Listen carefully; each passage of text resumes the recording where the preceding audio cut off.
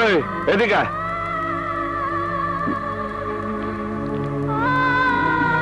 কিরে বাদশা, তুই তোর মার এই অসুস্থ শরীরে কামে পাঠাছস? তুই কি মানুষ?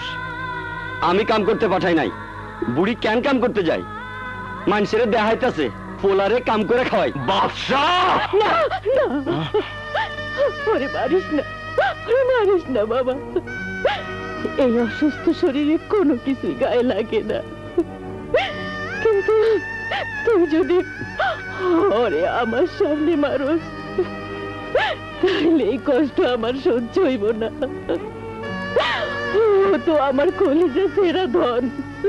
দেখলি দেখলি মা কি জিনিস, নিজে না খাইয়া তোরে খাওন দেয়, নিজে অসুস্থ থাকা তোরে সুস্থ দেখবার চায়। মায়ের আদর পাইছস, কেউ তোরে মারতে চাইলে মা তোরে আগলাই ধরে, তোর গায়ে নখের আসর পড়তে দেয় না। আর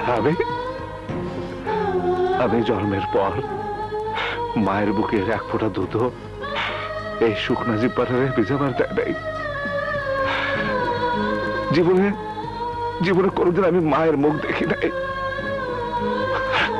মায়ের আদরও পাই নাই।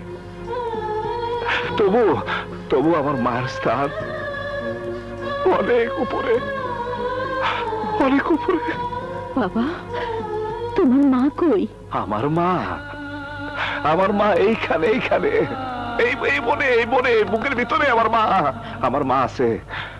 আমি তারে দেখি, সে সারাক্ষণ চোখের পানি ফেলে, কিন্তু আমার দিকে ফিরে তাকায় না, আমারে আদর করে না, আমারে আদর করে না।